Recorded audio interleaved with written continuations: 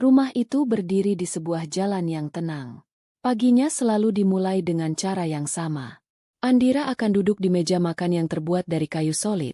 Di depannya ada sebuah tablet yang menampilkan grafik dan angka. Ia bekerja sebagai seorang perencana keuangan, sebuah profesi yang menuntut ketelitian dan logika. Jari-jarinya bergerak lincah di atas layar, menganalisis pasar, sementara aroma kopi hitam yang baru diseduh mengisi udara. Di seberangnya, Baskara, suaminya, akan duduk dengan buku sketsa dan pensil.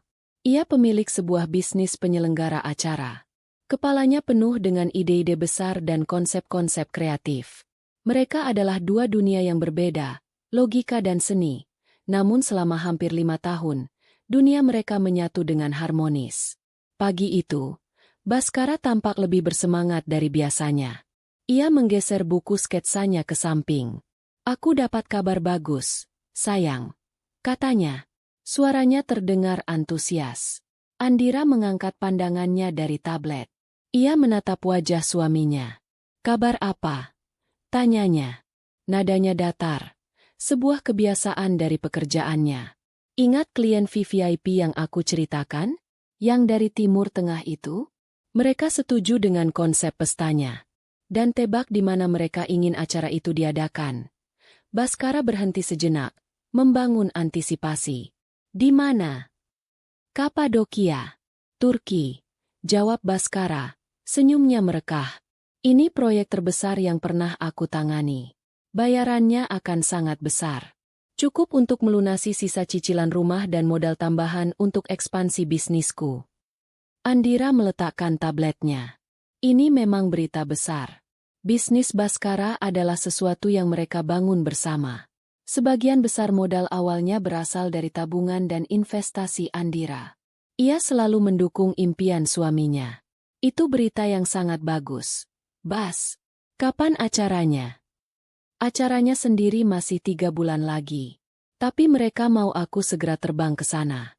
Untuk survei lokasi, bertemu dengan vendor lokal, memastikan semuanya sempurna. Mereka tidak mau ada kesalahan sedikit pun. Aku mungkin harus berangkat akhir pekan ini," jelas Baskara. Andira terdiam sejenak. Akhir pekan ini. Itu berarti rencana mereka untuk merayakan ulang tahun pernikahan yang kelima harus ditunda. Mereka sudah berencana untuk pergi ke Jepang, sebuah perjalanan yang sudah lama Andira impikan. Ia sudah menyusun rencana perjalanannya, bahkan sudah memesan beberapa tiket masuk ke museum. "Ulang tahun pernikahan kita 2 minggu lagi, Bas," kata Andira pelan. Baskara meraih tangan Andira dari seberang meja. Genggamannya hangat dan meyakinkan. "Aku tahu, sayang. Aku tahu. Dan aku minta maaf. Tapi ini kesempatan sekali seumur hidup. Aku janji, setelah proyek ini selesai, kita tidak hanya akan pergi ke Jepang. Kita bisa keliling Eropa sekalian. Aku janji akan menebusnya. Anggap saja ini investasi untuk masa depan kita," bujuknya. Andira menatap mata suaminya. Ia melihat ambisi dan harapan di sana. Ia selalu percaya pada Baskara. Ia menghela napas pelan, lalu mengangguk. "Baiklah, jika ini memang penting untuk bisnismu." Senyum Baskara semakin lebar. Ia berdiri, berjalan menghampiri Andira, dan mengecup keningnya. "Terima kasih.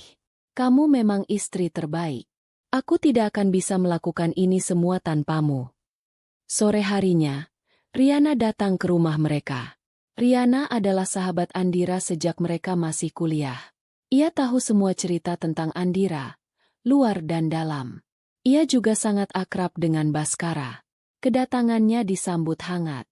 Mereka bertiga duduk di ruang keluarga, dengan teh hangat tersaji di atas meja. "Jadi, pahlawan kita akan terbang ke Turki," kata Riana dengan nada ceria, menyikut pelan lengan Andira. Andira tersenyum tipis. "Begitulah. Dia akan menjadi pria yang sangat sibuk. Aku ikut senang untukmu, Bas. Ini proyek besar," kata Riana, matanya beralih ke Baskara. "Kamu pantas mendapatkannya. Kamu sudah bekerja sangat keras." "Terima kasih, Ri. Doakan saja semuanya lancar," jawab Baskara. Pasti lancar, sahut Riana cepat. Ia kemudian menoleh kembali ke Andira. Kamu hebat, Andir. Kamu selalu mendukung penuh karir Bas. Tidak semua istri bisa seperti kamu. Loh, apalagi harus merelakan perayaan ulang tahun pernikahan. Kata-kata Riana terdengar seperti pujian, sebuah penegasan atas keputusan Andira. Andira hanya mengangguk kecil. Dukungan dari sahabatnya membuatnya merasa sedikit lebih baik. Selama beberapa jam berikutnya, Riana dengan antusias membantu Andira membuat daftar barang yang harus dibawa Baskara. Ia bahkan menawarkan diri untuk membantu Andira menyiapkan kejutan kecil saat Baskara pulang nanti. Riana selalu seperti itu, penuh perhatian dan selalu ada saat dibutuhkan. Malam sebelum keberangkatan, Baskara duduk bersama Andira di ruang kerja mereka. Ia menunjukkan sebuah proposal digital yang terlihat sangat profesional. Di sana ada logo klien, detail konsep acara dengan tema 1001 Malam di Langit Kapadokia, dan rincian anggaran yang angkanya membuat Andira terkesan. Ini semua masih estimasi kasar, kata Baskara sambil menunjuk layar laptopnya. Tapi untuk mengamankan vendor-vendor terbaik di sana, seperti penyewaan balon udara untuk tamu, catering otentik, dan penari sufi, aku harus membayar uang muka secepatnya. Persaingannya ketat. Aku sudah membuat perhitungannya. Ia menunjukkan sebuah file spreadsheet. Di sana tertera daftar pengeluaran untuk uang muka, biaya akomodasi selama survei, biaya transportasi lokal, dan dana tak terduga. Totalnya adalah angka yang signifikan. Aku akan butuh dana operasional ini di rekening bersama yang ATM-nya aku pegang, kata Baskara. Supaya aku bisa lebih leluasa bertransaksi di sana. Nanti semua buktinya akan aku kumpulkan untuk laporan ke klien. Andira mempelajari angka-angka itu. Semuanya terlihat masuk akal. Ia percaya pada kemampuan Baskara dalam mengelola proyek. Ia juga percaya pada suaminya. Tanpa ragu, ia membuka aplikasi perbankan di ponselnya. Ia melihat saldo di rekening pribadinya, lalu melihat saldo di rekening bersama mereka. Ia memindahkan sejumlah besar uang, sesuai dengan total yang diajukan Baskara, ke rekening bersama. Notifikasi transfer berhasil muncul di layarnya. Sudah aku transfer, kata Andira. Baskara melihat notifikasi di ponselnya dan tersenyum puas. Terima kasih, sayang. Aku tidak akan mengecewakanmu. Ini semua untuk kita. Keesokan harinya, di bandara, suasana terasa sedikit melankolis. Andira memeluk suaminya erat. Jaga diri baik-baik di sana. Jangan lupa makan. Kabari aku kalau sudah sampai. Pesannya, pasti. Kamu juga jaga diri di sini. Jangan terlalu lelah bekerja, jawab Baskara, mencium puncak kepala Andira. Riana juga ada di sana. Ia berdiri di samping Andira, memberikan dukungan moral. Tenang saja, Andir. Ada aku di sini. Kalau kamu butuh apa-apa, telepon saja, katanya sambil menepuk punggung Andira. Andira melihat suaminya berjalan menjauh, melewati gerbang keberangkatan hingga sosoknya menghilang. Ia merasa sedikit sedih, tetapi juga penuh harapan. Ia percaya suaminya sedang berjuang untuk masa depan mereka. Ia percaya pada janji-janji yang telah diucapkan. Ia percaya pada pernikahan mereka. Dan ia percaya pada sahabatnya. Sebuah kepercayaan yang dibangun di atas pondasi yang ia pikir sangat kokoh. Beberapa hari pertama setelah kepergian Baskara terasa sepi. Rumah yang biasanya ramai dengan diskusi ide-ide kreatif kini senyap.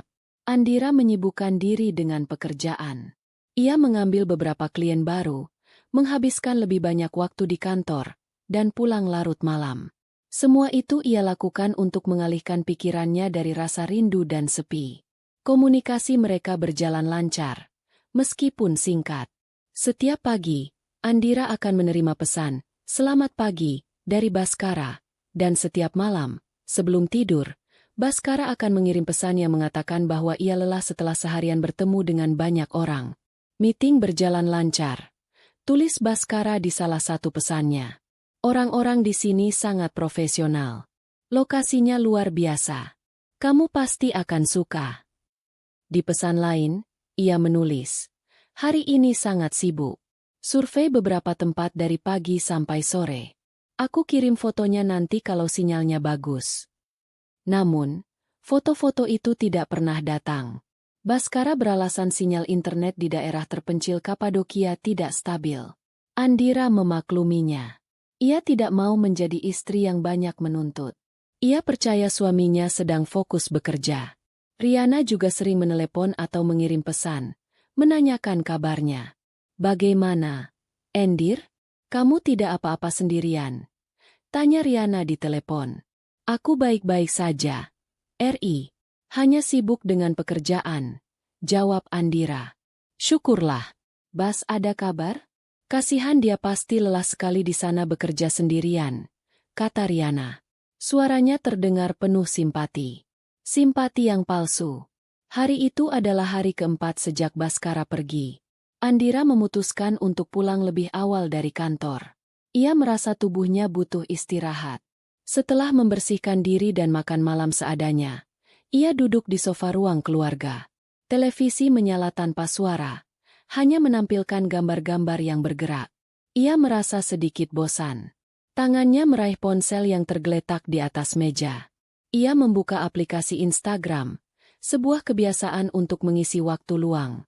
Jemarinya mulai menggulir layar. Ia melihat foto-foto teman-temannya. Ada yang memposting foto anak mereka di hari pertama sekolah. Ada yang memamerkan masakan baru yang mereka coba. Ada juga yang sedang berlibur di Bali. Semua tampak normal.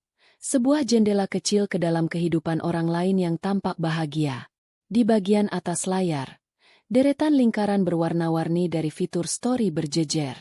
Ia membukanya satu persatu secara acak. Ia melewati story dari rekan kerjanya, lalu story dari sepupunya. Kemudian, matanya tertuju pada sebuah nama yang sudah lama tidak ia ajak bicara. Sita. Sita adalah teman seangkatannya di universitas. Seorang travel blogger yang kini hidupnya diisi dengan perjalanan keliling dunia. Lingkaran profilnya menunjukkan lokasi di Turki. Karena penasaran, Andira mengetuknya. Story pertama menampilkan video pemandangan dari kamar hotel, dengan caption, Istanbul yang indah. Story kedua adalah foto sepiring kebab dengan tulisan, makanan ternak. Andira tersenyum tipis. Lalu, ia menggeser ke story ketiga. Video itu dimulai dengan pemandangan langit fajar yang magis. Puluhan balon udara beraneka warna mulai mengangkasa, mengisi cakrawala dengan siluet yang menakjubkan. Andira langsung tahu itu adalah Kapadokia. Terdengar suara Sita sebagai latar belakang. Pemandangan pagi yang luar biasa di Kapadokia. Suasananya sangat romantis. Dan sepertinya ada yang sedang berbahagia di bawah sana. Kamera ponsel Sita kemudian bergerak turun, menyorot keramaian orang yang berkumpul di salah satu puncak bukit untuk menyaksikan pemandangan itu. Kamera itu kemudian melakukan zoom. Fokus pada satu titik di tengah kerumunan. Di sana, seorang pria sedang berlutut di hadapan seorang wanita. Untuk sepersekian detik, Andira hanya melihatnya sebagai sebuah adegan romantis yang klise. Adegan yang sering ia lihat di film-film. Namun, saat kamera semakin fokus, jantungnya serasa berhenti berdetak. Pria itu, postur tubuhnya, potongan rambutnya, kemeja flanel yang ia kenakan. Andira mengenal kemeja itu. Ia yang membelikannya sebagai hadiah ulang tahun Baskara 2 bulan lalu. Itu adalah Baskara. Napas Andira tercekat di tenggorokannya. Otaknya berusaha menolak apa yang matanya lihat. Itu tidak mungkin. Itu pasti hanya orang yang sangat mirip. Baskara ada di sana untuk bekerja, untuk bertemu klien, bukan untuk melakukan hal ini. Lalu, wanita itu berbalik. Ia mengulurkan tangannya untuk menerima cincin yang disodorkan. Wajahnya basah oleh air mata kebahagiaan. Saat itulah dunia Andira runtuh. Wanita itu adalah Riana. Sahabatnya. Orang yang beberapa hari lalu duduk di sofa ini, menepuk punggungnya, dan berjanji akan menemaninya. Ponsel itu terlepas dari genggaman Andira. Jatuh ke lantai keramik dengan suara yang memekakan di tengah keheningan rumah. Tapi Andira tidak mendengarnya. Telinganya berdenging. Ruangan di sekelilingnya terasa berputar. Rasa dingin yang tajam menjalar dari ujung kaki hingga ke kepalanya. Ia tidak bisa bernapas. Dadanya terasa sesak, seolah ada beban berat yang tak terlihat menindihnya. Ia menatap kosong ke arah televisi yang masih menyala tanpa suara. Pikirannya kacau. Ia mencoba mencari penjelasan lain. Mungkin ini video lama. Mungkin ini sebuah lelucon. Mungkin matanya salah lihat. Tangannya yang gemetar meraih kembali ponselnya dari lantai. Layarnya sedikit retak di sudut. Ia tidak peduli. Ia membuka kembali Instagram. Mencari profil Sita. Ia memutar ulang video itu. Kali. 2 kali. 5 kali. Ia mengambil tangkapan layar. Ia memperbesar gambar itu hingga pecah. Tidak ada keraguan. Itu adalah Baskara. Jam tangan yang melingkar di pergelangan tangannya adalah hadiah ulang tahun pernikahan mereka yang ketiga. Dan itu adalah Riana. Kalung dengan liontin huruf R yang menggantung di lehernya adalah hadiah dari Andira saat Riana berulang tahun. Sebuah rasa mual naik ke kerongkongannya. Pengkhianatan itu terasa begitu nyata, begitu fisik.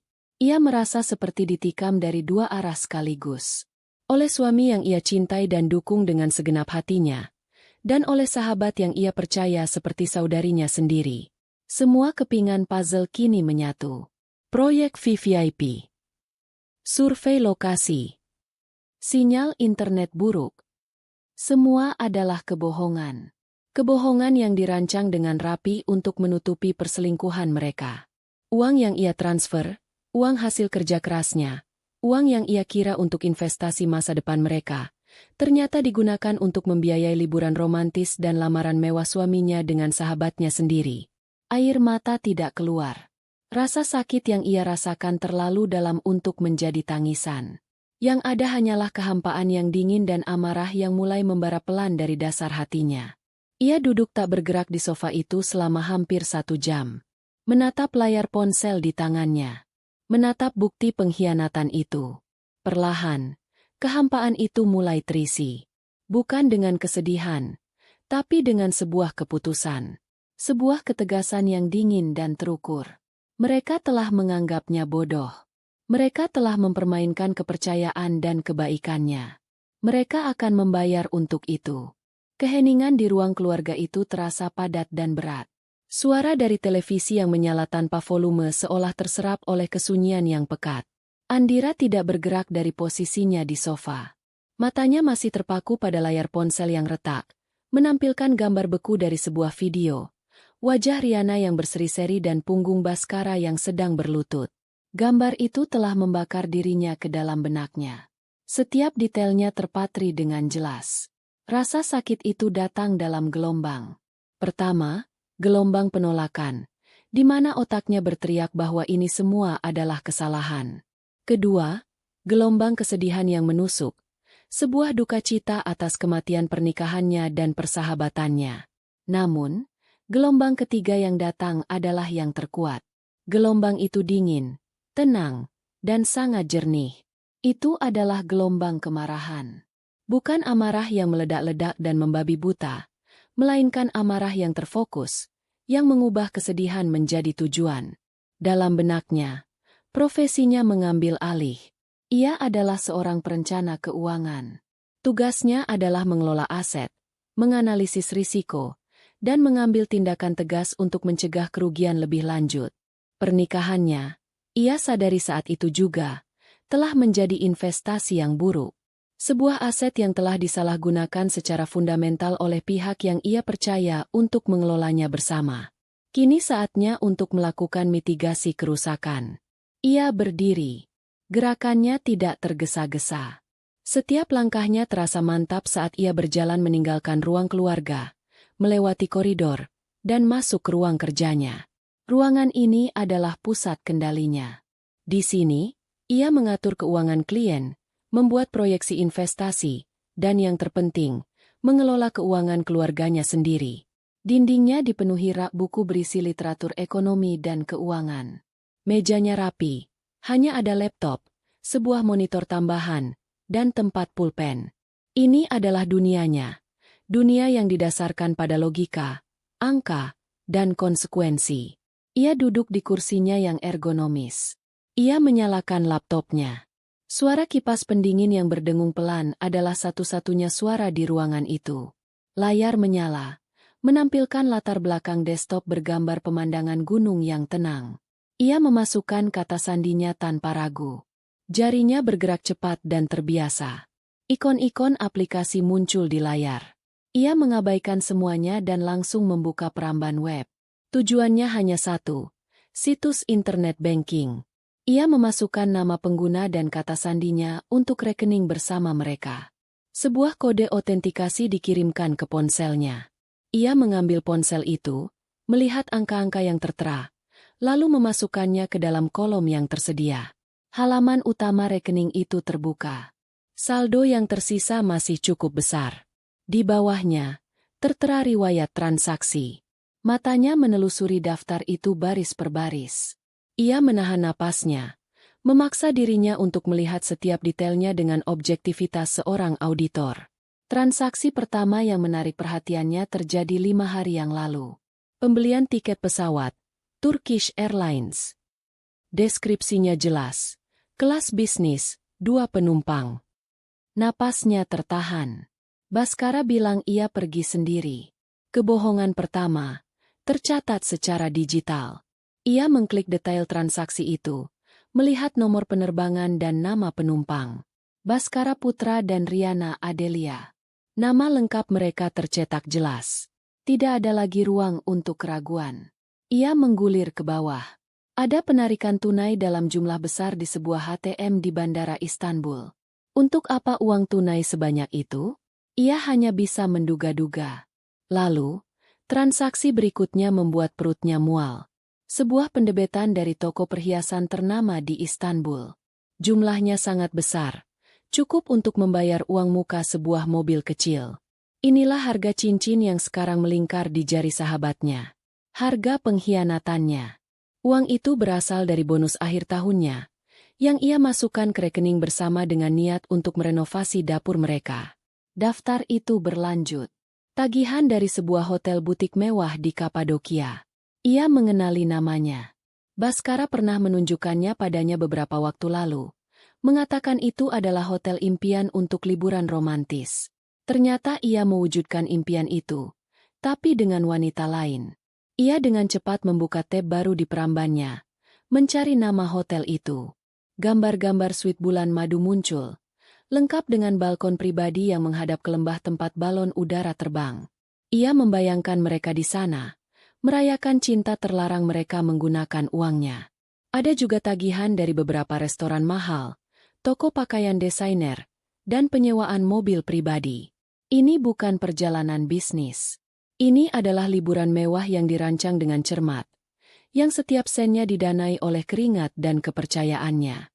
Kemarahannya kini telah mencapai titik didih, namun tetap terkendali dalam keheningan yang mematikan. Ia selesai menganalisis. Data sudah terkumpul. Kesimpulan sudah jelas. Sekarang waktunya untuk bertindak. Langkah pertama, mengamankan sisa aset. Ia membuka menu transfer dana. Ia memilih rekening bersama sebagai rekening sumber dan rekening pribadinya sebagai rekening tujuan. Di kolom jumlah, ia tidak mengetik angka. Ia hanya menekan tombol, transfer semua saldo. Angka yang tersisa secara otomatis terisi. Ia memeriksa ulang nomor rekening, lalu menekan tombol, lanjut. Halaman konfirmasi muncul. Ia menekan, konfirmasi transfer. Sekali lagi, sebuah kode otentikasi dikirim ke ponselnya. Ia memasukkannya. Dalam hitungan detik, sebuah notifikasi muncul. Transfer berhasil. Ia kembali ke halaman utama rekening bersama. Saldonya kini menunjukkan angka 0 besar. 0 rupiah. Langkah kedua, memutus semua akses.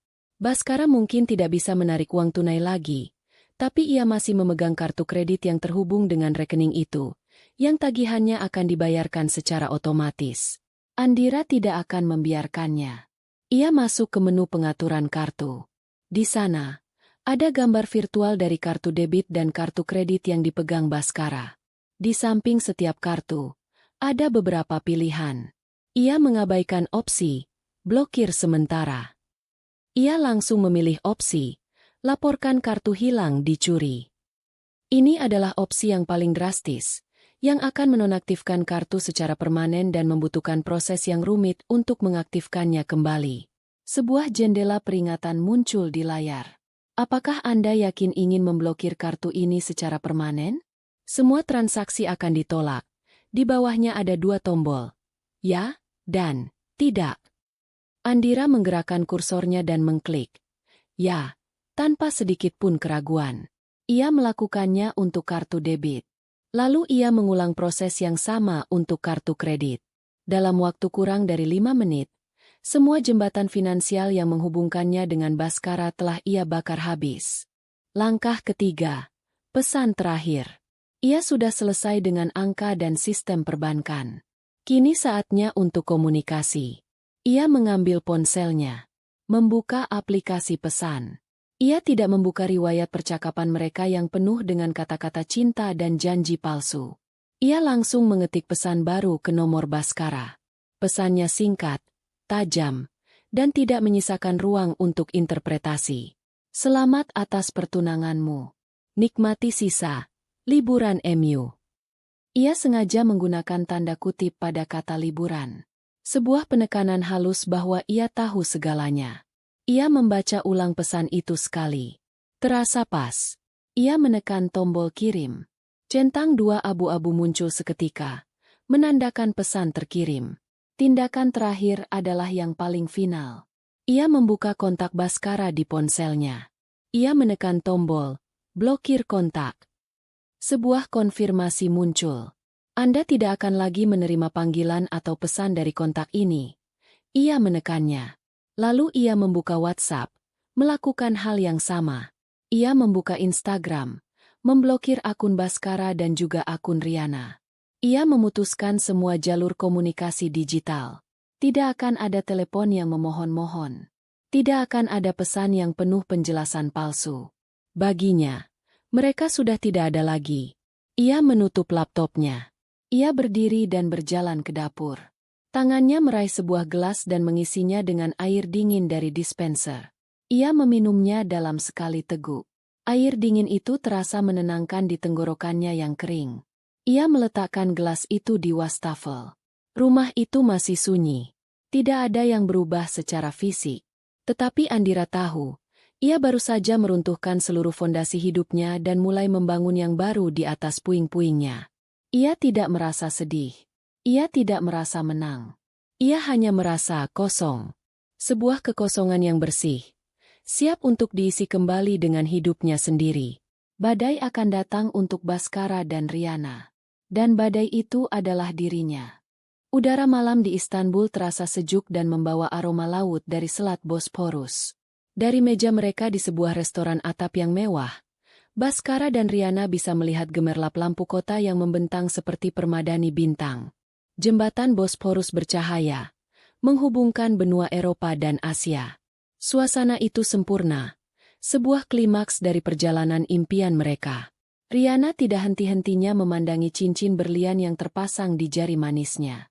Cahayanya berkilauan setiap kali ia menggerakkan tangannya. Aku masih tidak percaya ini nyata, Bas, bisiknya. Matanya berbinar. Lamaran di Kapadokia. Di bawah ratusan balon udara. Sekarang makan malam di sini.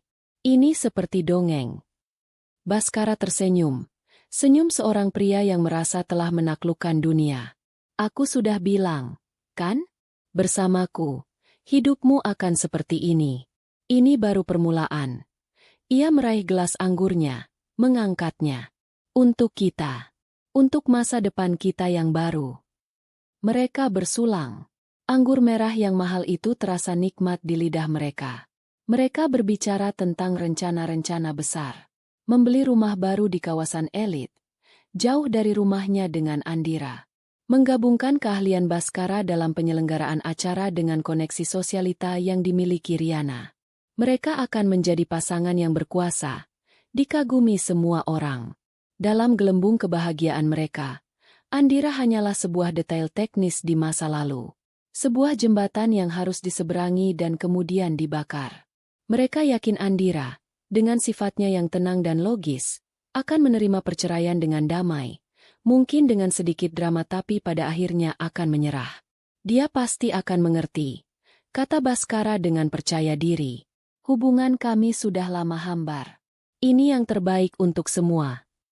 Riana mengangguk setuju, sambil menyuapkan sepotong kecil baklava ke mulutnya. Dia terlalu sibuk dengan angka-angkanya. Dia tidak akan pernah bisa memahamimu seperti aku. Mereka tertawa, merasa benar dan dibenarkan. Mereka menikmati hidangan penutup mereka dengan santai, memesan 1 botol anggur lagi. Mereka tidak peduli dengan harganya. Ini adalah perayaan mereka. Setelah 2 jam yang terasa seperti beberapa menit, Baskara memberi isyarat kepada pelayan untuk meminta tagihan. Seorang pelayan datang dengan sebuah map kulit yang elegan. Baskara membukanya, melihat total tagihan yang cukup besar, lalu tersenyum santai. Ia mengeluarkan kartu kredit utamanya dari dompet, kartu berwarna hitam yang selalu ia banggakan, dan menyerahkannya kepada pelayan. Ini, katanya dengan gaya seorang pria sukses. Pelayan itu mengangguk dan pergi. Baskara kembali berbincang dengan Riana. Beberapa menit kemudian, pelayan itu kembali ke meja mereka. Ekspresinya sedikit canggung. Maaf, Tuan. Sepertinya ada masalah dengan kartunya. Transaksinya ditolak. Senyum di wajah Baskara memudar. Ia mengerutkan kening. Ditolak? Tidak mungkin. Coba lagi.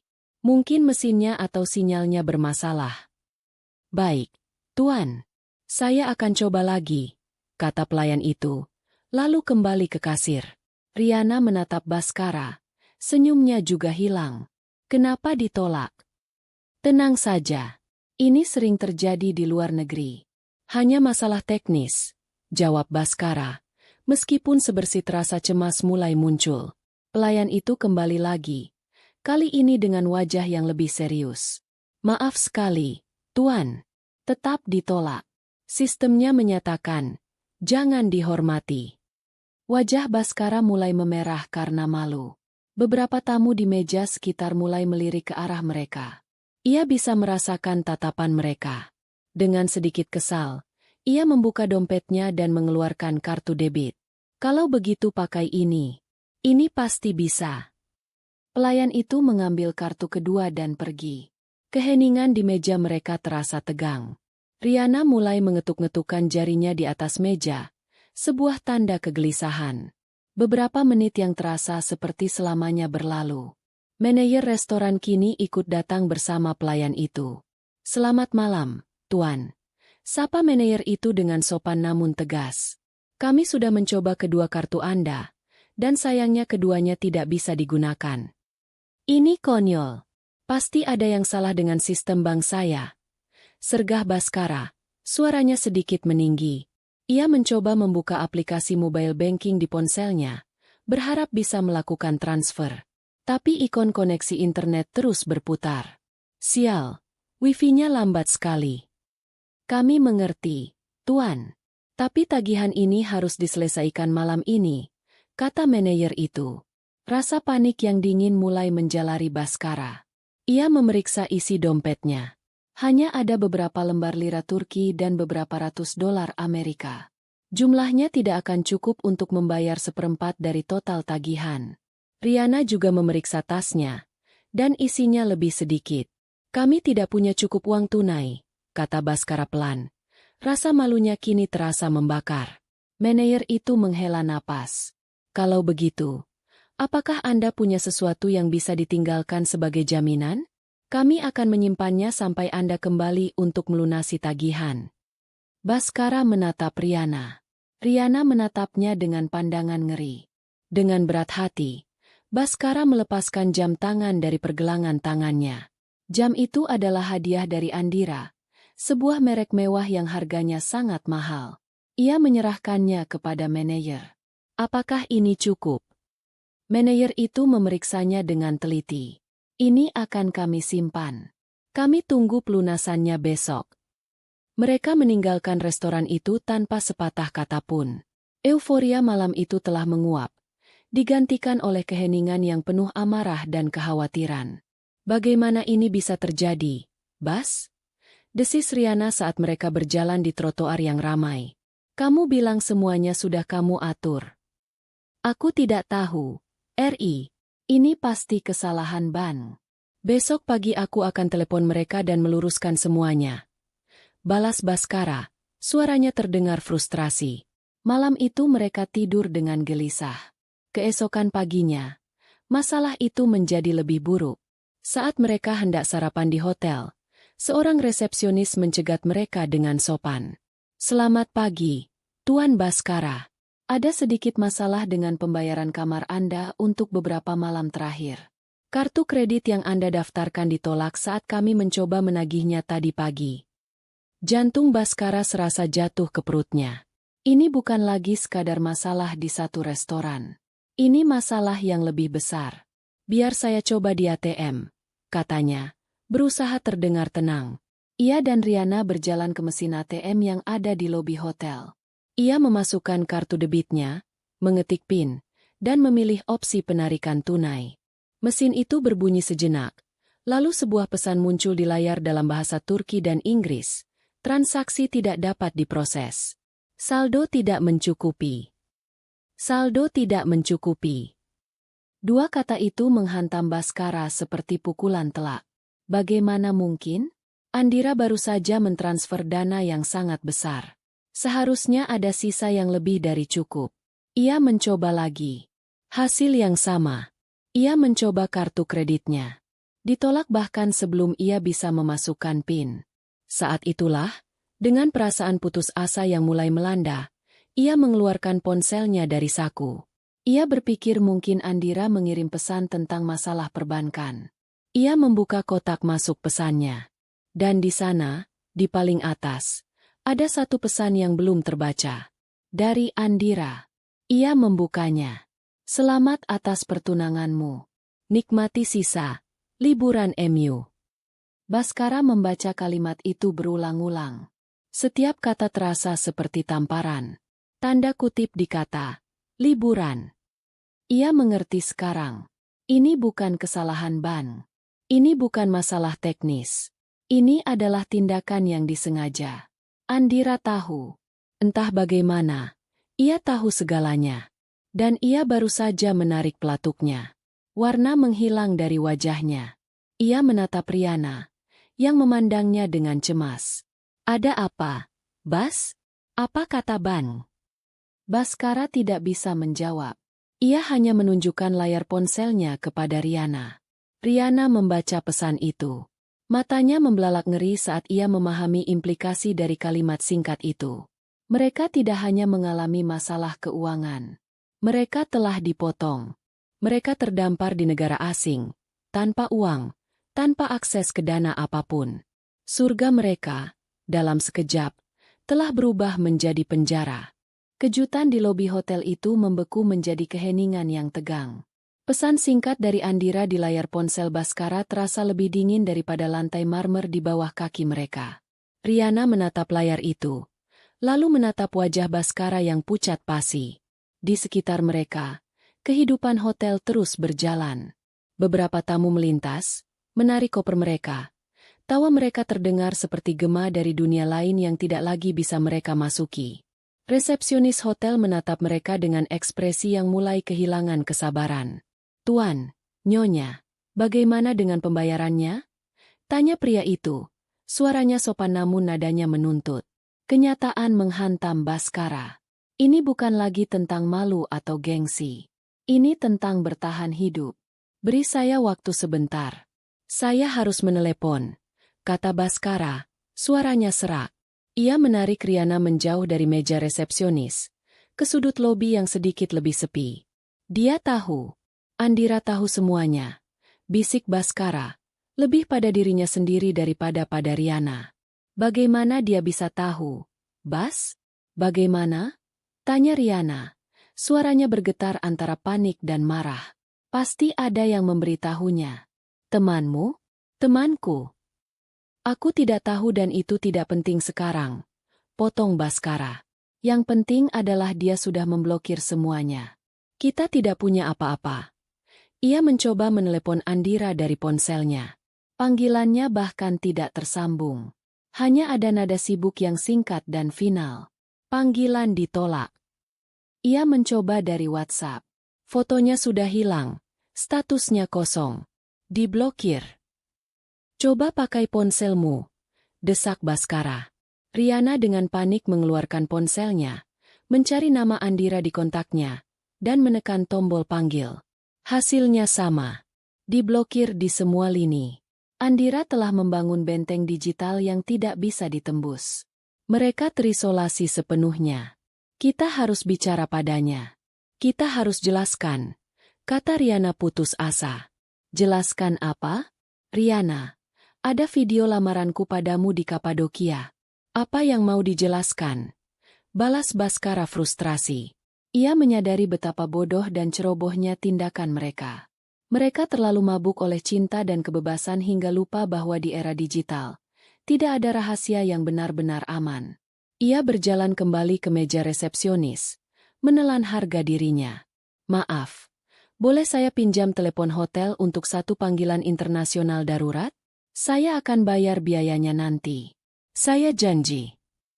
Resepsionis itu menatapnya dengan curiga, namun setelah ragu sejenak, ia mengangguk dan menunjuk ke sebuah telepon di sudut mejanya. Hanya satu panggilan singkat. Baskara menekan nomor Andira dengan tangan gemetar. Ia harus menebak nomor rumah karena nomor ponselnya sudah terhapus dari ingatannya, tergantikan oleh penyimpanan digital yang kini mengkhianatinya. Setelah beberapa kali salah sambung, akhirnya ia berhasil. Nada sambung terdengar di seberang lautan. 1 kali, 2 kali. 3 kali. Ia hampir menyerah ketika panggilan itu akhirnya dijawab.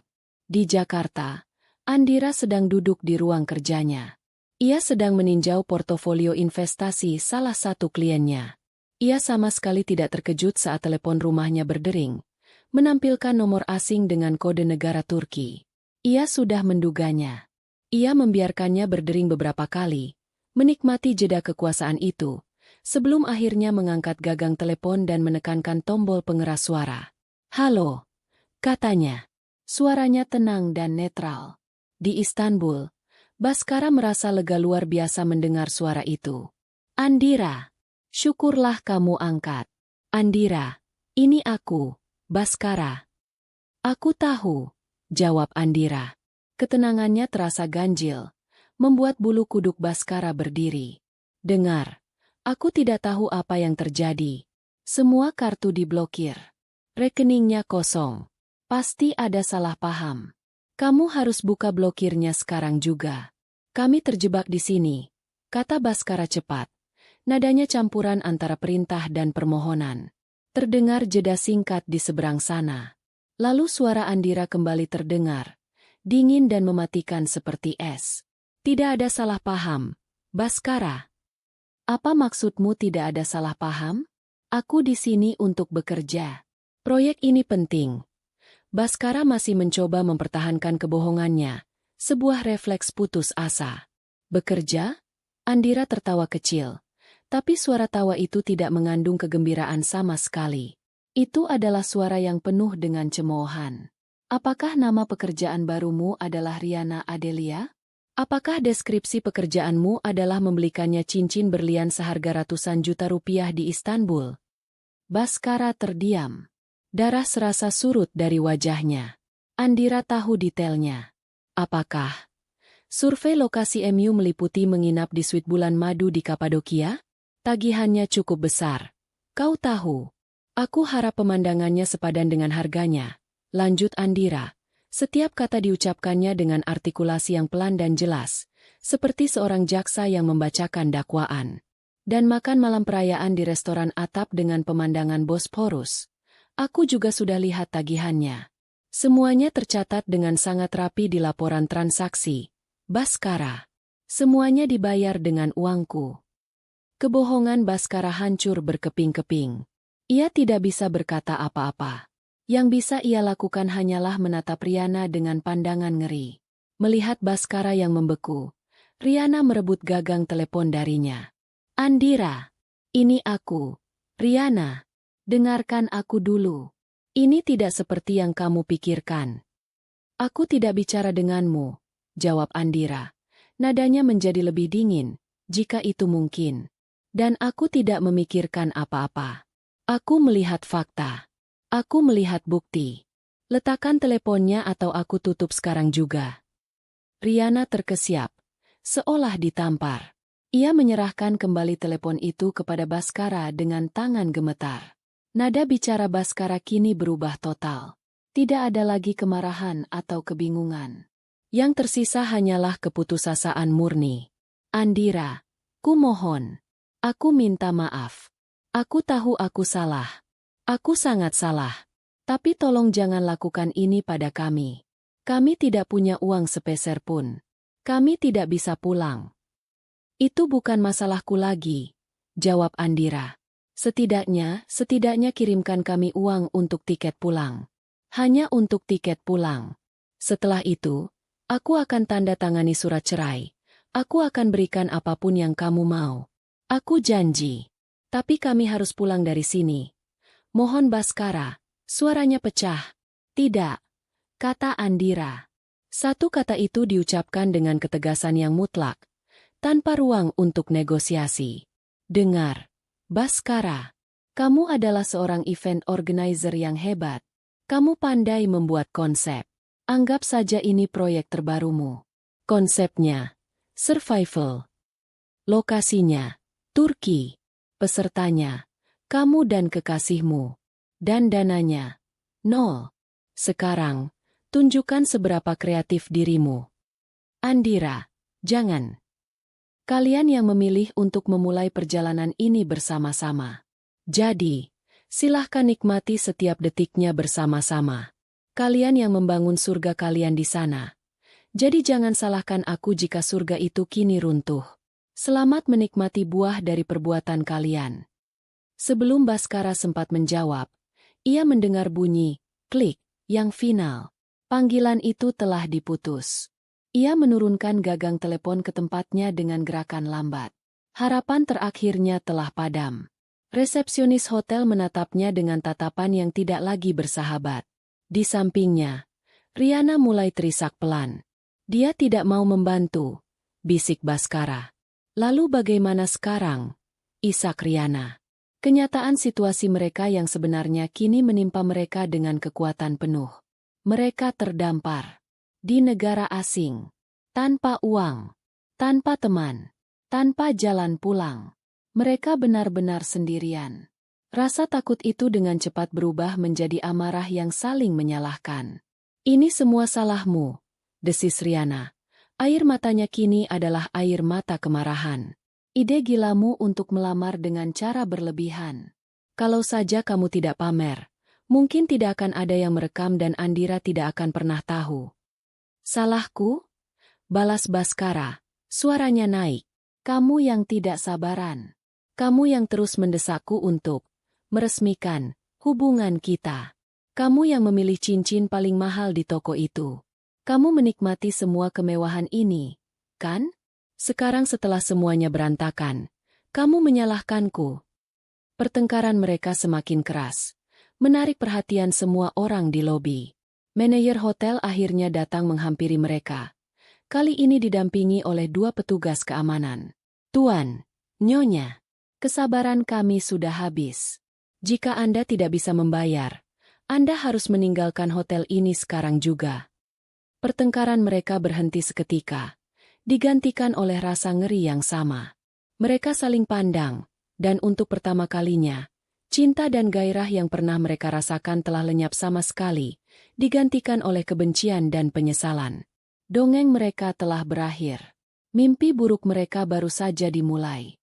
Pintu kaca hotel yang berat itu tertutup di belakang mereka dengan suara mendesis yang terasa final.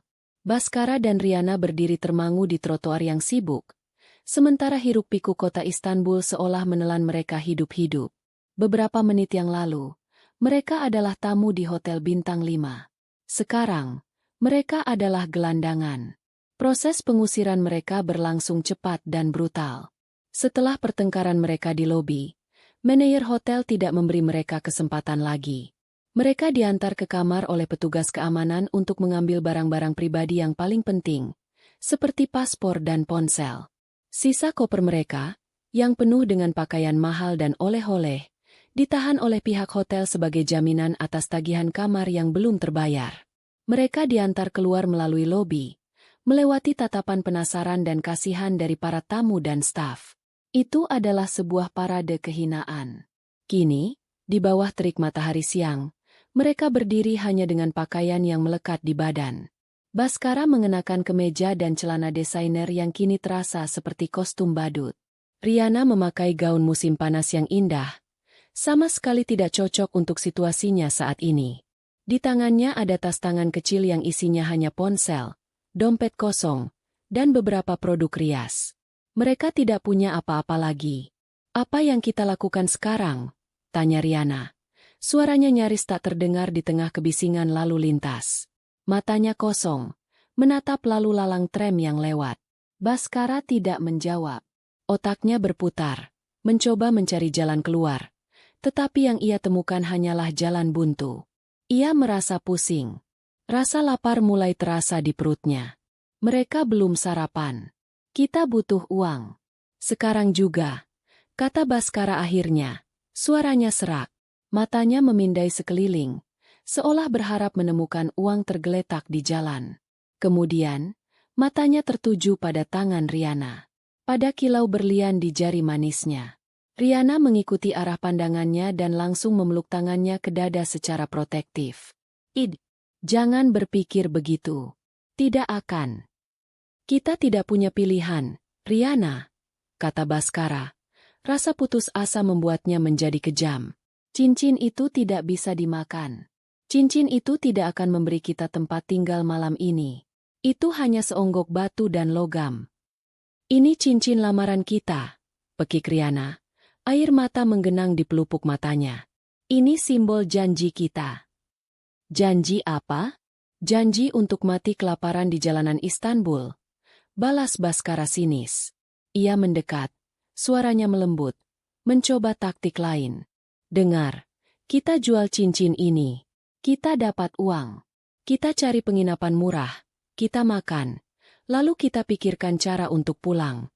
Setelah kita kembali ke Jakarta, aku janji, aku akan membelikanmu yang lebih bagus lagi." Riana menangis terseduh-seduh. Tetapi ia tahu Baskara benar.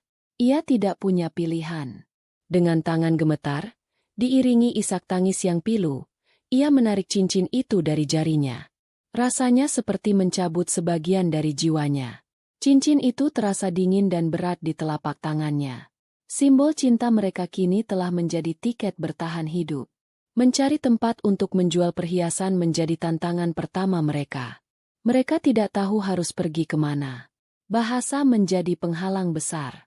Mereka mencoba bertanya kepada beberapa orang di jalan dengan menggunakan bahasa Inggris yang terbata-bata dan gerakan tangan. Tetapi kebanyakan hanya menggelengkan kepala atau mengabaikan mereka. Penampilan mereka yang mewah namun tampak putus asa membuat orang-orang curiga.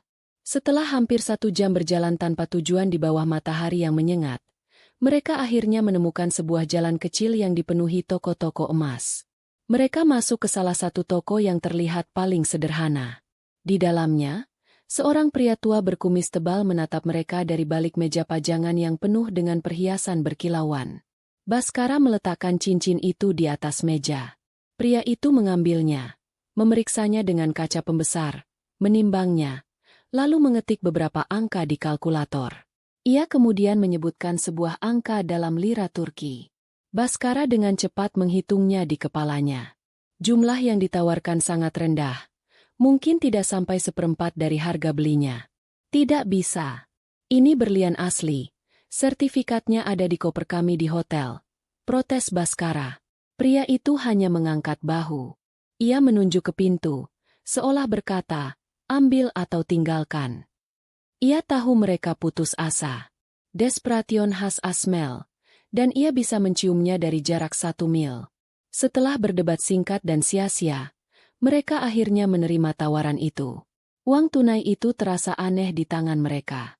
Di satu sisi, itu adalah penyelamat. Di sisi lain, itu adalah bukti nyata dari seberapa jauh mereka telah jatuh. Uang itu tidak akan bertahan lama. Prioritas pertama adalah mencari tempat menginap. Mereka tidak bisa lagi tinggal di hotel mewah. Mereka harus mencari penginapan termurah yang bisa mereka temukan. Mereka bertanya-tanya lagi, kali ini mencari hostel atau pansion. Akhirnya, seseorang menunjuk mereka ke sebuah gang sempit di daerah yang lebih kumuh. Hostel itu adalah kebalikan dari semua kemewahan yang mereka nikmati selama seminggu terakhir. Baunya apek, dindingnya mengelupas, dan resepsionisnya adalah seorang pria muda yang tampak bosan. Mereka menyewa 2 tempat tidur di sebuah kamar asrama berisi 8 tempat tidur, dipisahkan oleh tirai tipis. Mereka akan berbagi kamar dengan orang-orang asing dari seluruh dunia. Privasi adalah sebuah kemewahan yang tidak lagi mereka miliki. Kamar itu pengap dan kecil. Ranjang besinya berderit setiap kali mereka bergerak. Kamar mandinya ada di lorong dan kebersihannya sangat meragukan. Riana duduk di tepi ranjang bawahnya, menutupi wajahnya dengan kedua tangan. Ini adalah titik terendahnya. Aku tidak bisa tinggal di sini, isaknya. Kita bisa dan kita akan tinggal di sini, jawab Baskara dengan dingin, meletakkan tas kecil mereka di loker yang sudah berkarat. Ini lebih baik daripada tidur di jalan. Uang dari hasil penjualan cincin itu mereka gunakan dengan sangat hati-hati. Makanan mereka kini adalah simit, roti berbentuk cincin yang dijual di gerobak pinggir jalan, dan air mineral botolan. Kemewahan seperti kopi di kafe atau makan di restoran kini hanya tinggal kenangan. Setiap lira yang mereka keluarkan diperhitungkan. Hari-hari mereka diisi dengan kekosongan. Mereka tidak punya tujuan. Mereka tidak bisa mengunjungi tempat-tempat wisata karena tidak punya uang. Mereka menghabiskan sebagian besar waktu mereka duduk di taman umum atau berjalan tanpa arah, hanya untuk membunuh waktu. Kebosanan dan keputusasaan menjadi teman setia mereka. Dan mereka terus bertengkar. Stres akibat situasi mereka menggerogoti sisa-sisa hubungan mereka. Mereka menyalahkan satu sama lain atas segalanya. Kalau saja kamu tidak sebodoh itu memamerkan semuanya di media sosial, kata Baskara di suatu sore saat mereka duduk di bangku taman. Oh, jadi sekarang ini salahku? Siapa yang merencanakan semua ini? Siapa yang mencuri uang istrinya untuk berselingkuh? Balas Riana tajam. Aku tidak mencuri. Itu juga uangku. Uangmu? Modal bisnismu itu dari siapa? Bas? Kamu tidak akan punya apa-apa tanpa Andira. Seru Riana. Menyebut nama Andira adalah sebuah tabu, tetapi sekarang semua batasan telah hilang. Jangan sebut nama dia, bentak Baskara. Setidaknya dia pintar dan punya pendirian. Tidak sepertimu, yang hanya bisa mengeluh dan menangis. Kata-kata itu menyakiti Riana lebih dari apapun. Ia menatap Baskara dengan kebencian murni. Pria yang beberapa hari lalu berlutut di hadapannya, menjanjikan dunia, kini menghinanya di bangku taman yang kotor. Cinta mereka, yang mereka kira begitu besar dan istimewa, ternyata sangat rapuh. Cinta itu hanya bisa tumbuh subur di hotel mewah dan restoran mahal. Di tengah kemiskinan dan kesulitan, cinta itu layu dan mati, meninggalkan duri-duri kebencian. Penampilan mereka pun mulai berubah. Pakaian desainer mereka menjadi kotor dan lecek karena tidak pernah dicuci. Mereka tidak mandi setiap hari untuk menghemat tenaga. Rambut Baskara menjadi acak-acakan, dan riasan Riana yang selalu sempurna kini telah luntur, menampakkan wajah yang lelah dan pucat. Mereka tidak lagi terlihat seperti turis kaya. Mereka terlihat seperti orang tersesat. Pasangan romantis yang terbang tinggi di langit Kapadokia kini telah jatuh dan terhempas keras di jalanan Istanbul yang tak kenal ampun. Dan mereka tahu, ini barulah awal dari penderitaan mereka. Sementara Baskara dan Riana memulai perjalanan mereka menuju titik terendah di sisi lain dunia, Andira justru memulai harinya dengan sebuah keteraturan yang baru. Di hari pertama setelah ia memutuskan semua hubungan, ia bangun bahkan sebelum alarmnya berbunyi. Tidak ada lagi perasaan hampa saat melihat sisi kosong di sebelahnya di tempat tidur. Yang ada hanyalah ruang. Ruang untuk bernapas. Ruang untuk bergerak. Ruang untuk menjadi dirinya sendiri. Ia tidak berlama-lama di kamar. Ia mengenakan pakaian olahraganya dan berlari pagi di sekitar kompleks perumahannya. Setiap langkah yang menghentak aspal terasa seperti sebuah penegasan. Ia berlari lebih kencang dari biasanya, membiarkan keringat membasahi tubuhnya, membersihkan sisa-sisa racun dari sistemnya. Ini bukan lari dari masalah. Ini adalah lari menuju kekuatan baru. Kembali ke rumah, ia membuat sarapan yang sehat untuk dirinya sendiri. Smoothie hijau dan roti gandum panggang. Ia memakannya di meja makan yang terasa lengang namun damai. Keheningan tidak lagi terasa canggung. Keheningan kini adalah sekutunya, memberinya ruang untuk berpikir jernih. Rumah itu, yang pernah menjadi saksi bisu kebohongan, kini akan ia sulap menjadi benteng pertahanannya. Tindakan pertamanya adalah tindakan profesional. Ia sudah melakukan riset semalam. Firma hukum terbaik di kota yang khusus menangani perceraian. Ia menekan nomor telepon firma itu. Suaranya tegas dan jelas saat berbicara dengan resepsionis. Selamat pagi. Nama saya Andira. Saya ingin membuat janji temu dengan Ibu Ratna Wijojo secepatnya. Ini mengenai gugatan cerai. Urgensinya tinggi. Ia mendapatkan jadwal pertemuan untuk sore itu juga. Sebuah pertanda baik. Sore harinya, Andira duduk di sebuah ruangan yang didominasi oleh warna-warna netral dan perabotan kayu yang solid. Kantor hukum itu memancarkan aura kompetensi dan kerahasiaan. Di seberangnya, duduk seorang wanita berusia akhir 40-an, Ibu Ratna. Tatapan matanya tajam dan cerdas. Ia memancarkan ketenangan seorang veteran yang telah melihat segala jenis drama rumah tangga. Jadi, Ibu Andira, apa yang bisa saya bantu? Tanyanya dengan suara yang tenang. Andira tidak menangis. Ia tidak menunjukkan emosi yang berlebihan. Ia membuka tasnya dan mengeluarkan sebuah map yang telah ia siapkan. Ia meletakkannya di atas meja di antara mereka. Saya ingin mengajukan gugatan cerai terhadap suami saya, Baskara Putra, atas dasar perselingkuhan, katanya. Nadanya datar, seperti sedang mempresentasikan laporan keuangan. Apakah ibu punya bukti? Tanya Ibu Ratna. Saya punya, jawab Andira. Ia membuka map itu. Di dalamnya, semuanya tertata rapi. Lembar pertama adalah cetakan berwarna dari tangkapan layar video Instagram itu. Wajah Riana dan Baskara terlihat jelas. Lembar kedua adalah salinan laporan transaksi rekening bersama mereka selama seminggu terakhir. Andira telah menggunakan stabilo untuk menandai setiap pengeluaran yang mencurigakan. Tiket pesawat untuk 2 orang, pembelian cincin, tagihan hotel mewah, dan restoran mahal. Ia bahkan telah melampirkan hasil pencariannya di internet tentang hotel dan restoran tersebut, lengkap dengan deskripsi paket romantis yang mereka tawarkan. Ibu Ratna mempelajari dokumen-dokumen itu satu persatu.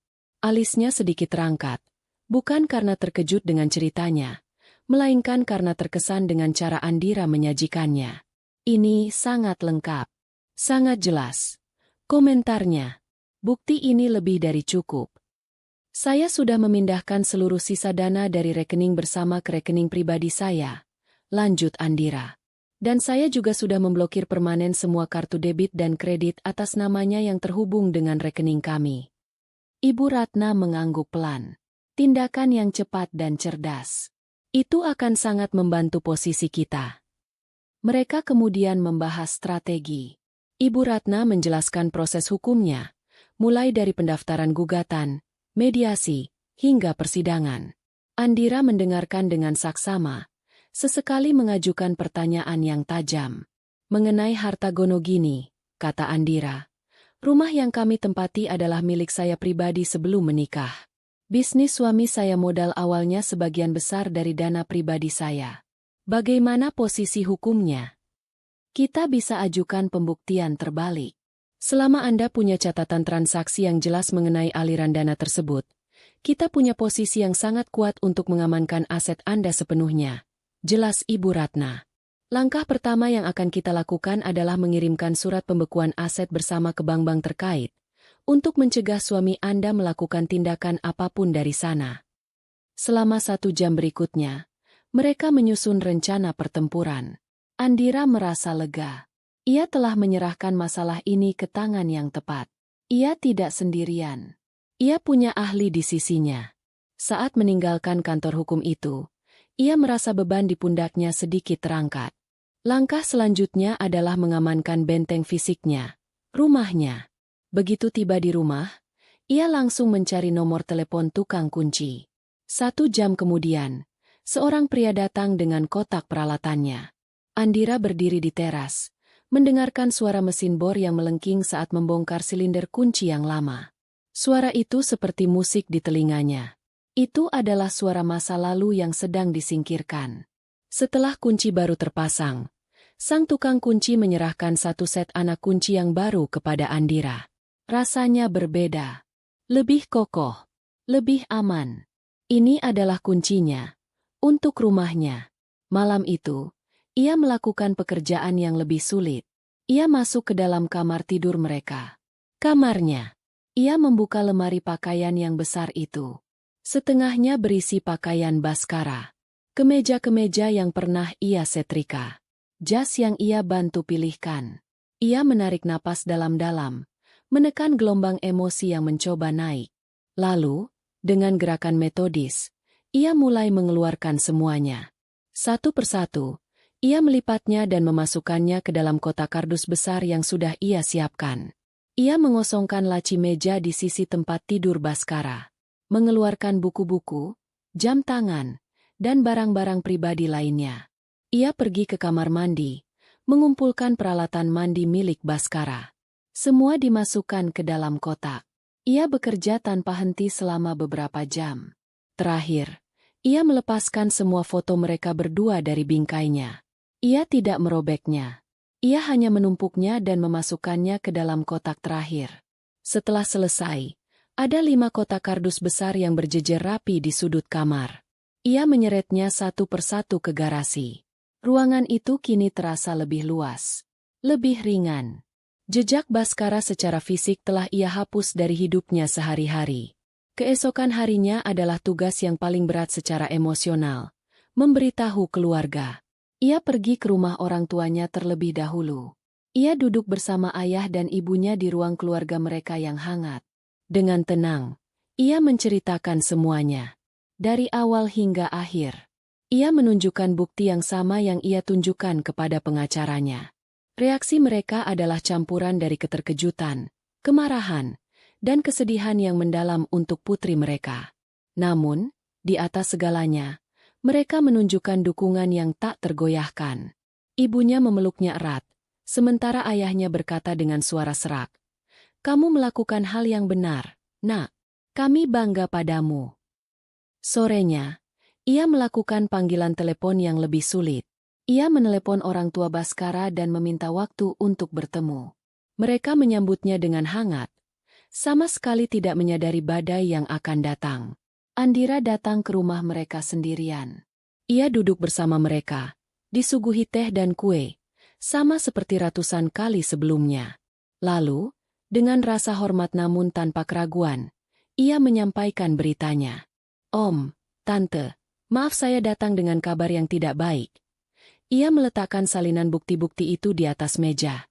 "Baskara telah mengkhianati pernikahan kami. Saya datang ke sini bukan untuk meminta pendapat, tapi untuk memberitahu bahwa saya telah memulai proses perceraian." Kedua orang tua Baskara menatap bukti-bukti itu dengan wajah tidak percaya. Ibu Baskara mulai menangis dalam diam. Ayah Baskara, seorang pria yang biasanya tegar, wajahnya memerah karena amarah dan rasa malu yang luar biasa. Mereka tidak mencoba membela putra mereka. Buktinya terlalu telak. Kami tidak tahu harus berkata apa. Andira, kata ayah Baskara dengan suara berat. Anak itu telah mempermalukan nama keluarga. Kami minta maaf atas perbuatannya. Om dan Tante tidak perlu minta maaf. Ini bukan salah kalian, kata Andira dengan lembut namun tegas. Saya hanya ingin kalian tahu dari saya secara langsung. Saat Andira meninggalkan rumah itu, ia tahu ia telah memutus jalur dukungan terakhir Baskara. Ia telah mengisolasinya. Ia telah membangun bentengnya, lapis demi lapis. Benteng hukum, benteng fisik, dan benteng keluarga. Kini, ia berdiri di tengah-tengah benteng itu, sendirian, tetapi tidak lagi rapuh. Ia siap menghadapi apapun yang akan datang. Ia telah mengambil kembali kendali atas hidup dan masa depannya. Waktu di jalanan berjalan berbeda. Satu hari terasa seperti seminggu. Seminggu terasa seperti setahun. Bagi Baskara dan Riana, waktu telah menjadi musuh mereka. Sudah lebih dari seminggu sejak mereka diusir dari hotel. Uang hasil penjualan cincin Riana telah habis beberapa hari yang lalu, terkuras untuk membayar hostel kumuh dan makanan murah. Kini, mereka benar-benar tidak punya apa-apa. Mereka telah dikeluarkan dari hostel pagi itu. Tidak bisa membayar untuk malam berikutnya berarti tidak ada tempat tidur. Malam sebelumnya, mereka terpaksa tidur di sebuah taman umum, di bangku yang dingin dan keras. Riana tidak tidur sama sekali. Ia terlalu takut. Baskara hanya bisa memejamkan mata selama beberapa jam, terbangun oleh setiap suara asing. Rasa lapar kini menjadi sensasi yang konstan, menggerogoti perut mereka tanpa henti. Mereka bertahan hidup dari belas kasihan orang asing, sesekali mendapatkan sepotong roti atau beberapa koin kecil. Penampilan mereka kini sangat kontras dengan turis-turis yang mereka temui. Pakaian mereka kotor dan bau, rambut mereka lepek dan tidak terurus. Riana, yang dulu tidak akan pernah keluar rumah tanpa riasan sempurna, kini memiliki lingkaran hitam di bawah matanya dan wajah yang kuyu. Baskara, pria karismatik yang selalu tampil rapi, kini berjalan dengan bahu membungkuk dan tatapan mata yang kosong. Keputusasaan adalah racun yang perlahan-lahan membunuh jiwa mereka. Itu juga membunuh sisa-sisa hubungan mereka. Mereka tidak lagi bertengkar dengan energi seperti sebelumnya. Pertengkaran mereka kini lebih seperti geraman lelah dari dua hewan yang terluka dan terpojok. Sore itu, saat mereka duduk di tepi sebuah air mancur di alun-alun yang ramai, pertengkaran terakhir itu meledak. Bukan pertengkaran yang keras, melainkan yang pahit dan mematikan. "Aku lapar, Bas," kata Riana lirih. Itu adalah keluhan yang sama yang sudah ia ulang puluhan kali. "Aku juga lapar, Riana." "Menurutmu aku tidak lapar?" balas Baskara ketus. "Apa yang kamu mau aku lakukan?" "Merampok toko roti." "Lakukan sesuatu. Kamu laki-laki. Seharusnya kamu bisa mencari jalan keluar," kata Riana. Suaranya mengandung racun kekecewaan. Kata-kata itu menyentak Baskara. Ia menatap Riana dengan pandangan nanar. "Jalan keluar? Aku sudah mencoba semuanya. Tidak ada jalan keluar. Kita terjebak di sini karena keserakahan kita." "Keserakahanmu?" "Keserakahanku? Kamu yang berjanji akan memberiku segalanya. Dan kamu percaya begitu saja. Kita berdua sama bodohnya," teriak Baskara. Kemarahannya memuncak, lalu padam seketika, digantikan oleh kelelahan yang luar biasa. Ia menyandarkan kepalanya di tangannya. "Sudah cukup. Aku tidak bisa lagi." Ia berdiri dan berjalan pergi tanpa sepatah kata pun. Riana memanggilnya, tapi ia tidak menoleh. Untuk beberapa jam, mereka berpisah. Riana tetap duduk di dekat air mancur, menangis dalam diam. Baskara berjalan tanpa tujuan, menyusuri jalan-jalan yang tidak ia kenali, tersesat dalam keramaian dan dalam keputusasaannya sendiri. Sendirian, di tengah kota yang asing, Baskara merasakan titik terendahnya. Ia tidak punya Andira. Ia tidak punya Riana, setidaknya tidak dalam artian yang sesungguhnya. Ia tidak punya uang. Ia tidak punya harga diri. Ia tidak punya harapan. Hanya ada satu pilihan terakhir yang tersisa. Satu pintu yang belum ia coba ketuk. Meskipun ia tahu pintu itu mungkin akan tertutup rapat di depan wajahnya. Ia harus menelepon orang tuanya. Kebanggaan adalah sebuah kemewahan. Ia tidak lagi mampu membelinya. Ia harus menelan semua sisa harga dirinya dan memohon. Ia tidak punya ponsel yang berfungsi. Ia mendekati sebuah kafe internet. Dari balik kaca, ia bisa melihat deretan komputer. Ia masuk ke dalam. Dengan beberapa koin terakhir yang ia miliki, ia membeli waktu penggunaan internet selama 15 menit. Ia duduk di depan sebuah komputer, membuka aplikasi panggilan suara online. Ia mencari kontak ayahnya. Jarinya gemetar saat menekan tombol panggil. Di Jakarta, Telepon di rumah orang tua Baskara berdering. Ayahnya, seorang pensiunan pegawai negeri yang menjunjung tinggi kehormatan, mengangkatnya. Halo. Terdengar suara berisik di seberang sana. Lalu suara seorang pria yang serak dan putus asa. Ayah, ini aku, Baskara. Ayahnya terdiam sejenak. Ia mengenali suara itu, meskipun terdengar sangat berbeda. Ada apa? Tanyanya. Suaranya dingin, tidak mengandung kehangatan sedikit pun. Ayah, tolong, aku butuh bantuan, kata Baskara. Suaranya pecah. Ia mulai menangis. Sesuatu yang sudah lama tidak ia lakukan di hadapan ayahnya. Aku terjebak di Turki. Aku kehabisan uang. Semua kartu diblokir. Aku dan Riana tidak bisa pulang. Kami tidak punya tempat tinggal. Kami tidak makan. Tolong, ayah, kirimkan uang untuk tiket pesawat saja. Aku mohon. Di seberang sana, ayahnya mendengarkan permohonan putranya dalam diam. Tidak ada simpati dalam hatinya.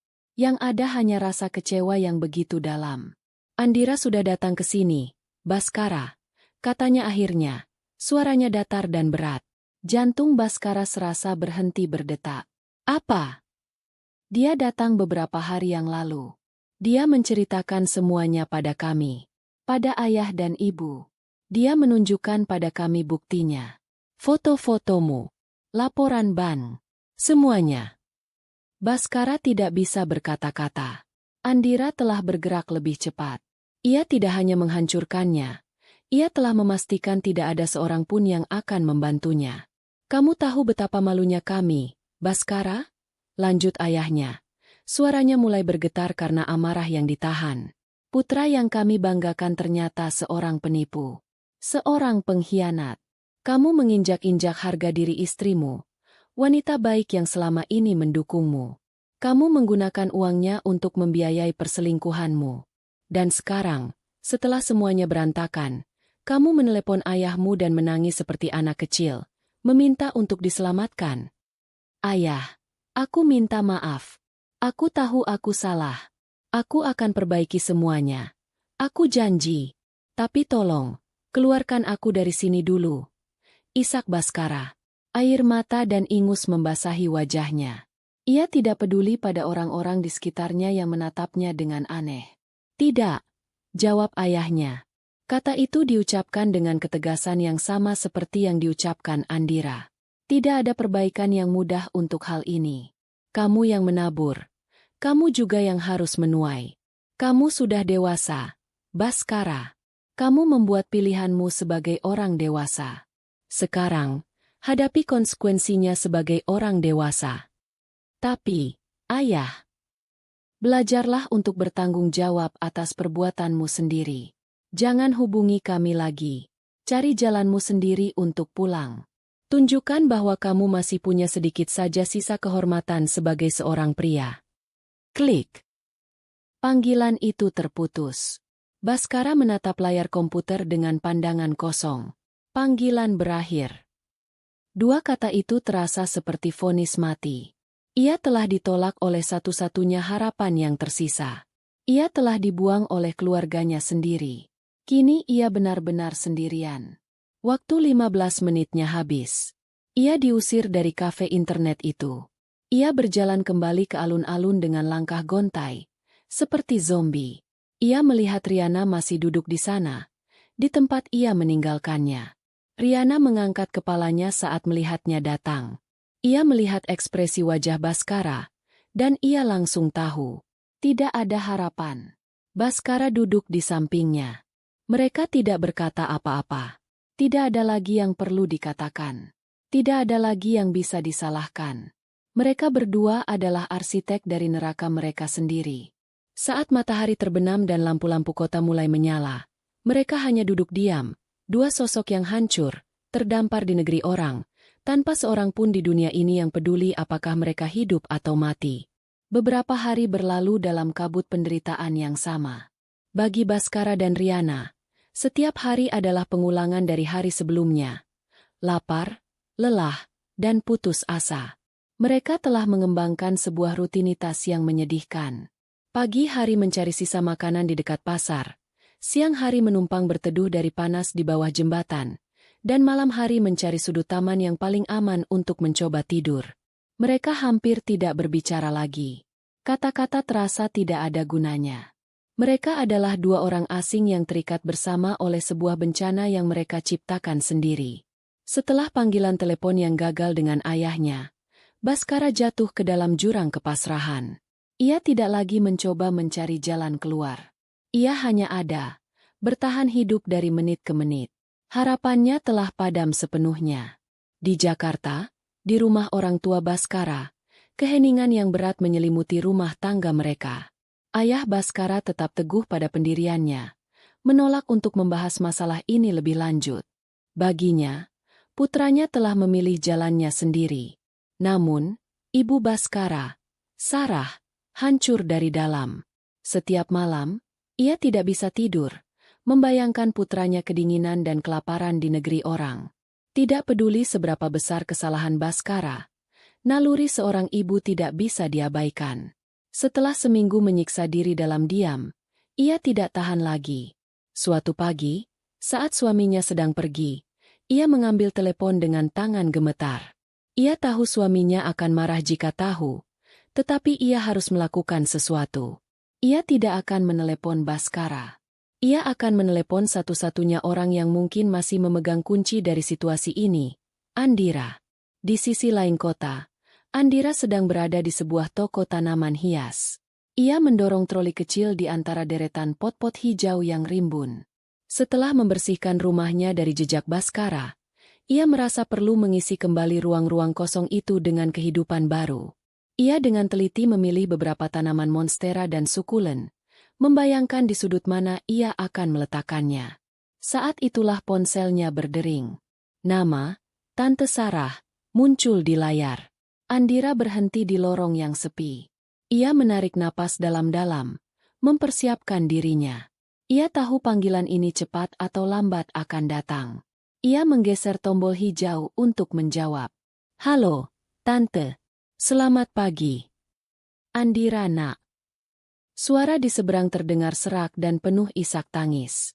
Maaf Tante mengganggumu. Tidak apa-apa, Tante. Tante baik-baik saja? Tanya Andira dengan nada sopan, meskipun ia sudah tahu persis apa inti dari panggilan ini. Tante tidak baik-baik saja, nak. Isak Sarah. Baskara, dia menelepon beberapa hari yang lalu. Dia terdengar sangat hancur. Dia bilang dia tidak punya apa-apa di sana. Dia dan perempuan itu, mereka hidup di jalanan.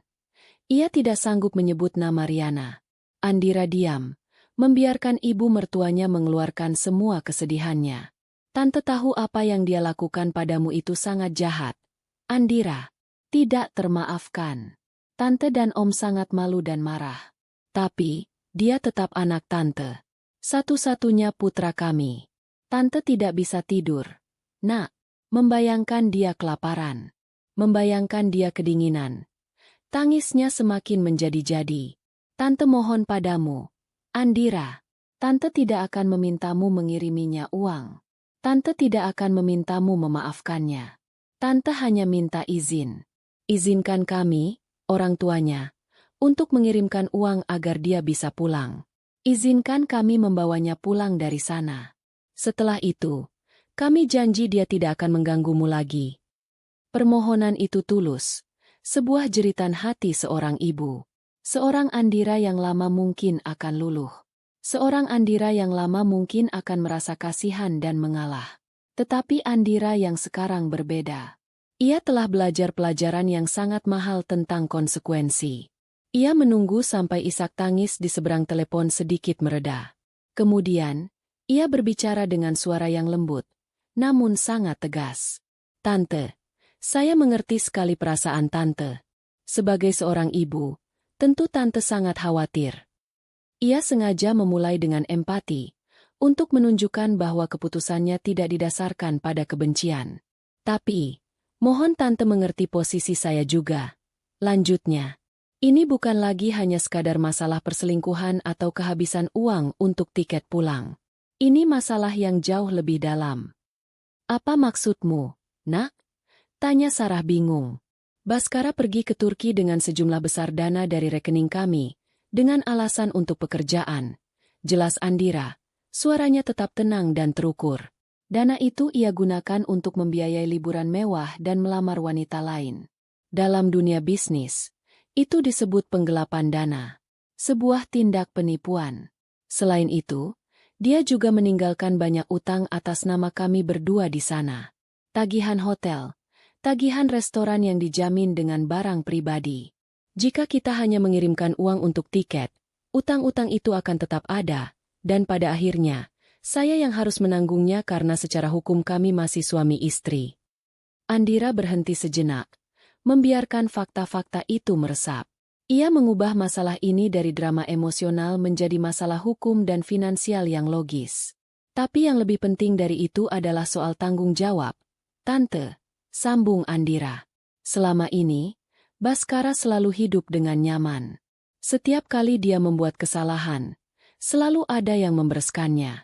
Dulu Om dan Tante, kemudian saya. Dia tidak pernah benar-benar menghadapi konsekuensi dari perbuatannya sendiri. Dia tumbuh menjadi pria dewasa yang berpikir dia bisa melakukan apa saja tanpa akibat. Suara di seberang telepon hening. Isak tangis telah berhenti. Jika sekarang Tante dan Om mengirimkan uang untuk menyelamatkannya, apa pelajaran yang akan ia dapatkan? Dia akan belajar bahwa tidak apa-apa menipu, tidak apa-apa mengkhianati, tidak apa-apa menyakiti orang lain, karena pada akhirnya, Mama dan Papa akan selalu datang dengan helikopter penyelamat. Dia tidak akan pernah berubah. Tante, siklus ini akan terus berulang. Jadi kamu mau kami membiarkannya begitu saja? Tanya Sarah dengan suara lirih. Saya tidak meminta Tante untuk membiarkannya, jawab Andira. Saya justru percaya, cara terbaik untuk benar-benar membantunya saat ini adalah dengan membiarkannya menghadapi tembok. Biarkan dia merasakan akibat penuh dari pilihannya. Biarkan dia yang mencari jalan keluarnya sendiri. Mungkin dia harus pergi ke kedutaan. Mungkin dia harus bekerja serabutan di sana. Saya tidak tahu. Tapi biarkan dia berjuang. Biarkan dia belajar untuk pertama kalinya dalam hidupnya, apa artinya bertanggung jawab. Itu satu-satunya cara agar dia bisa pulang bukan hanya sebagai seorang pria yang gagal, tapi sebagai seorang pria yang mungkin telah belajar sesuatu. Tentu saja, pada akhirnya keputusan ada di tangan Tante dan Om. Kalian adalah orang tuanya, tambah Andira. Tapi jika Tante bertanya pada saya, inilah satu-satunya bantuan sejati yang bisa kita berikan padanya saat ini. Bantuan untuk tumbuh dewasa. Keheningan panjang menyusul di seberang sana. Andira bisa mendengar tarikan napas yang berat. Saat Sarah akhirnya berbicara, suaranya terdengar sangat lelah, tetapi juga mengandung secercah pemahaman. Kamu benar, Andira. Kamu benar. Selama ini kami terlalu memanjakannya. Kami ikut andil dalam membentuknya menjadi pria seperti sekarang. Ada nada penyesalan yang dalam di suaranya. Kamu jauh lebih bijaksana daripada kami dalam menghadapi ini. Maafkan kami, Nak. Maafkan kami telah merepotkanmu. Dan maafkan kami, karena telah membesarkan putra yang begitu dalam menyakitimu. Saya sudah memaafkan, Tante, kata Andira tulus. Sekarang saya hanya ingin melanjutkan hidup saya. Panggilan itu berakhir beberapa saat kemudian. Andira memasukkan kembali ponselnya ke dalam tas. Ia menatap tanaman monstera di hadapannya. Daunnya yang hijau lebar dan penuh lubang, seolah menunjukkan bahwa keindahan bisa tetap ada bahkan dengan ketidaksempurnaan. Ia merasa telah melewati ujian terakhir. Ia tidak hanya menutup pintu bagi Baskara, ia juga telah menutup pintu bagi masa lalunya, dengan cara yang dewasa dan penuh martabat. Ia meletakkan pot tanaman itu ke dalam trolinya dan mendorongnya menuju kasir. Ia siap untuk pulang dan memulai pertumbuhannya yang baru. 1 bulan berlalu dengan cepat. Musim berganti dengan halus, membawa angin yang berbeda. Bagi Andira, bulan itu adalah periode transformasi yang hening namun signifikan. Ia tidak lagi menghitung hari sejak pengkhianatan itu terungkap. Ia mulai menghitung hari berdasarkan pencapaian-pencapaian kecil dalam hidup barunya. Rumah Andira kini terasa berbeda. Aroma kopi di pagi hari kini seringkali ditemani oleh aroma tanah basah dari tanaman-tanaman barunya. Ia telah menata ulang ruang kerjanya, memindahkan mejanya agar menghadap ke jendela yang mengarah ke taman kecil di belakang rumah. Ia menemukan bahwa bekerja sambil melihat hijaunya dedaunan membuatnya lebih fokus dan damai. Proses gugatan cerainya berjalan lancar. Dengan bukti yang begitu kuat dan Baskara yang tidak bisa dihubungi untuk mediasi, pengacara Andira memprediksi putusan akan keluar dengan cepat dan sepenuhnya menguntungkan pihaknya. Karirnya justru menanjak. Terbebas dari beban emosional dan kecemasan akan bisnis suaminya, energinya kini tercurah sepenuhnya pada pekerjaannya. Ia berhasil mendapatkan seorang klien korporat besar, sebuah pencapaian yang sudah lama ia incar. Presentasinya dipuji karena ketajaman analisis dan strateginya yang inovatif. Rekan-rekannya melihat perubahan dalam dirinya. Andira yang dulu selalu terlihat sedikit menahan diri, kini lebih percaya diri dan vokal dalam rapat. Ia juga mulai membangun kembali kehidupan sosialnya. Ia menghubungi teman-teman lama, mengatur makan malam, dan bahkan bergabung dengan sebuah klub buku. Ia tertawa lebih sering. Tawa yang lepas dan tulus. Ia menyadari betapa selama ini ia telah menyusutkan dirinya agar sesuai dengan dunia Baskara yang penuh drama dan ketidakpastian. Kini, ia membiarkan dirinya mengembang, mengisi kembali ruang yang seharusnya menjadi miliknya sejak awal. Suatu sore, saat ia sedang menikmati teh di teras belakang rumahnya, sebuah email masuk ke ponselnya. Pengirimnya adalah kantor pengacaranya. Subjeknya, informasi dari konsulat. Dengan tenang, ia membukanya. Email itu singkat dan formal. Isinya adalah pemberitahuan dari Konsulat Jenderal Republik Indonesia di Istanbul. Email itu menyatakan bahwa dua warga negara Indonesia atas nama Baskara Putra dan Riana Adelia telah berhasil dipulangkan ke tanah air. Kepulangan mereka difasilitasi setelah mereka mendapatkan bantuan dari sebuah komunitas warga Indonesia di Istanbul yang merasa kasihan melihat kondisi mereka. Mereka dipulangkan dengan dokumen perjalanan darurat, tanpa harta benda apapun. Andira membaca email itu 2 kali. Tidak ada perasaan kemenangan atau kepuasan yang meluap-luap. Yang ia rasakan hanyalah sebuah titik. Sebuah akhir dari sebuah bab yang panjang dan melelahkan. Mereka sudah kembali. Mereka bukan lagi masalahnya. Ia menutup email itu dan kembali menatap tamannya. Beberapa hari kemudian, sebuah mobil berhenti di depan rumah orang tua Riana. Seorang kerabat jauh Baskara, yang dengan sangat terpaksa diminta oleh orang tua Baskara untuk menjemput mereka di bandara, menghentikan mobilnya. Pintu belakang terbuka. Riana keluar terlebih dahulu. Penampilannya sangat berbeda. Ia kurus, wajahnya kuyu, dan matanya tidak memiliki cahaya. Ia mengenakan pakaian sumbangan yang kebesaran. Tanpa menoleh ke arah mobil, ia berjalan gontai menuju pintu rumahnya. Tempat orang tuanya menunggunya dengan ekspresi campuran antara lega, marah, dan malu. Lalu, Baskara keluar dari sisi lain mobil. Ia tampak 10 tahun lebih tua. Rambutnya lebih panjang dan tidak terawat. Dan ada janggut tipis di wajahnya. Ia bahkan tidak mengucapkan terima kasih kepada kerabat yang menjemputnya. Ia hanya berdiri di trotoar, melihat mobil itu pergi, membawanya menuju rumah orang tuanya, menuju penghakiman yang sudah menantinya. Selama perjalanan dari bandara, ia dan Riana tidak bertukar sepatah kata pun. Gelembung cinta mereka yang indah telah pecah di jalanan Istanbul, meninggalkan residu kebencian dan penyesalan yang lengket. Dongeng mereka berakhir dengan cara paling hina yang bisa dibayangkan. Cerita ini tidak ditutup dengan adegan mereka. Cerita ini ditutup dengan adegan Andira. Beberapa minggu setelah kabar kepulangan mereka, pada suatu Sabtu pagi yang cerah, Andira berdiri di balkon apartemennya yang telah ia sewa untuk sementara waktu selagi rumahnya direnovasi kecil-kecilan. Ia tidak menjual rumah itu. Ia hanya ingin memberinya napas baru, sama seperti dirinya. Di tangannya ada secangkir kopi panas. Di hadapannya, di atas meja kecil, tergeletak sebuah tablet yang menampilkan bukan grafik keuangan, melainkan rencana perjalanannya. Tujuannya, Jepang. Ia akan melakukan perjalanan itu sendirian. Perjalanan yang dulu ia impikan bersama suaminya, Kini menjadi perjalanan untuk merayakan kebebasan dan penemuan dirinya kembali. Ia tersenyum tipis. Rasa sakit dari pengkhianatan itu masih ada, seperti bekas luka yang samar. Tetapi itu tidak lagi terasa sakit saat disentuh. Itu telah menjadi bagian dari ceritanya. Sebuah pengingat akan kekuatan yang tidak pernah ia tahu ia miliki. Pintu menuju masa lalunya bersama Baskara dan Riana telah ia tutup rapat-rapat dan ia kunci selamanya. Di hadapannya kini terbentang sebuah cakrawala yang luas dan terbuka.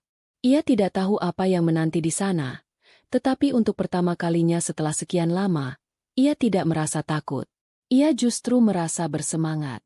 Ia menghirup udara pagi yang segar, merasakan hangatnya matahari di wajahnya, dan merasa utuh. Babak barunya telah dimulai.